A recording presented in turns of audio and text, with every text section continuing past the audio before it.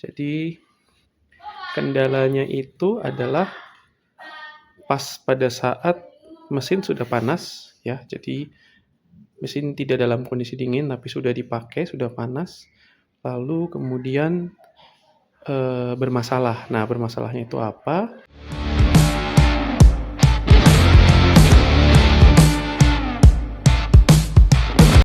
Selamat datang kembali di Motoba and Fun Channel. Kali ini kita akan coba bahas troubleshooting Motoba, khususnya untuk BMW E36 mesin M43318. Jadi kendalanya itu adalah pas pada saat mesin sudah panas ya. Jadi mesin tidak dalam kondisi dingin tapi sudah dipakai, sudah panas, lalu kemudian bermasalah. Nah, bermasalahnya itu apa? Jadi yang pertama itu tenaganya agak endut-endutan ya. Lalu yang kedua, ketika ditinggal di parkiran, misalnya kita ke mall, kita tinggal 1-2 jam, mesin belum betul-betul dingin, kita mau jalan lagi pulang, dia akan susah di starter atau bahkan itu nggak bisa nyala ya. Itu ada beberapa penyebab. Nah, yang pertama mungkin kita perlu dulu cek dari koil. Nah, jadi koil di sini. Nah, cuma kalau koil di sini itu masalahnya biasanya dia pincang. Jadi bukan susah di start. Jadi kalau udah panas dia pincang. Nah, itu bisa dicek bagian koil. Nah, tapi sebelum kita cek bagian koil, kita perlu pastikan dulu ya teman-teman. Jadi untuk kabel busi ya ini jangan sampai ada yang bocor. Jadi kita pastikan kabel busi kita kondisi baik. Lalu juga untuk cop busi. Nah ini penting ya cop busi teman-teman, buat yang masih pakai cop busi. Biasanya ini ya aftermarket yang Bremi itu besi. Nah, cop busi yang besi itu seringkali kendor. Jadi kalau kendor ini biasanya dia itu pincang gitu ya. Jadi biasanya mesin panas pincang. Nah, tapi kalau mesin panas kemudian ditinggal nggak bisa nyala atau bahkan tiba-tiba mati gitu ya. Mesin sudah nyala, kita pakai jalan, tiba-tiba mobil ndut-ndutan dan mati gitu ya. Di start lagi susah. Itu biasanya kita perlu curiga ke yang namanya crankshaft sensor. Nah, crankshaft sensor itu kita kenal juga yang namanya sensor TD bawah. Jadi untuk BMW E36 itu punya 2 sensor TD. Yang pertama adalah TD atas. Nah, ini TD atas ya. Jadi kalau TD atas itu dia adalah camshaft sensor. Nah, kalau crankshaft itu adalah TD bawah. Nah, TD bawah itu yang ini ya, teman-teman kelihatan ya, yang warnanya mengkilat ini. Jadi dia ada TD atas dan TD bawah. Nah, kalau TD atas itu rusak atau lemah, mobil masih bisa nyala.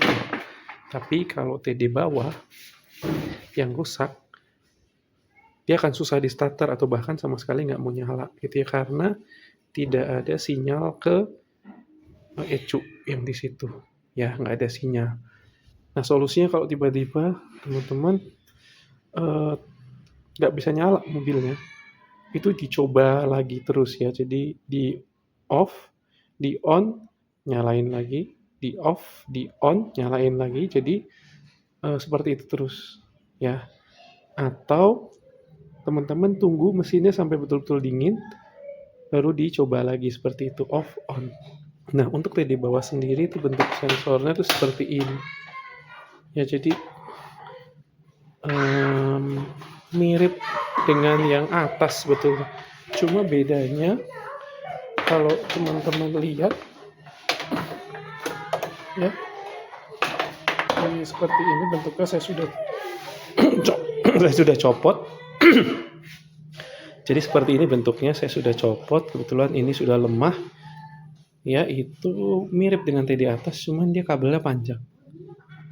Ya, seperti itu. Nah, dari pengalaman saya untuk teh di bawah ini ya, itu lebih bagus yang bawaan originalnya. Jadi yang bawaan original tuh seperti itu.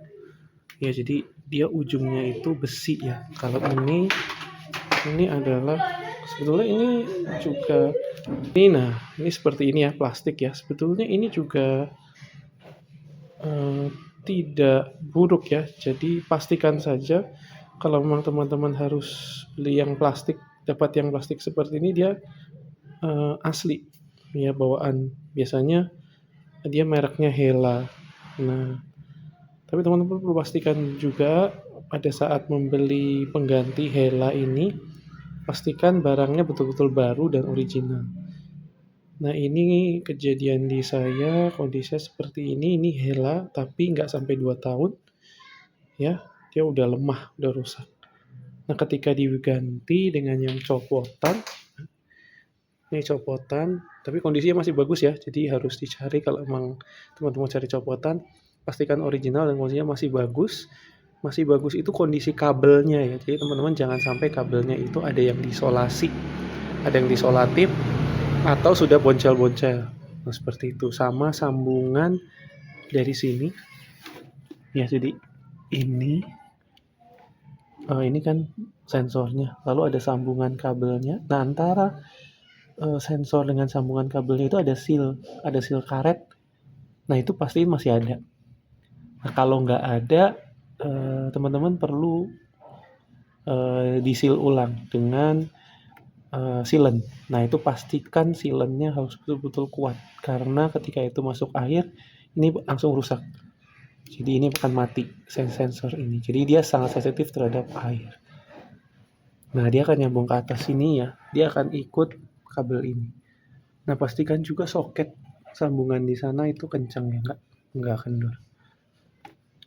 Nah, itu aja teman-teman. Jadi kalau kondisinya memang BMW E36 teman-teman mengalami gejala yang sama, ya, jadi dia biasanya bermasalah ketika mesin sudah panas, berbet, dan ketika ditinggal parkir 1-2 jam mau di-starter lagi susah. Teman-teman bisa ganti sensor ini tadi ya, sensor T di bawah dengan yang original atau bisa dengan yang aftermarket, tapi pastikan original. Itu saja, semoga bisa membantu teman-teman semua. Terima kasih sudah menonton.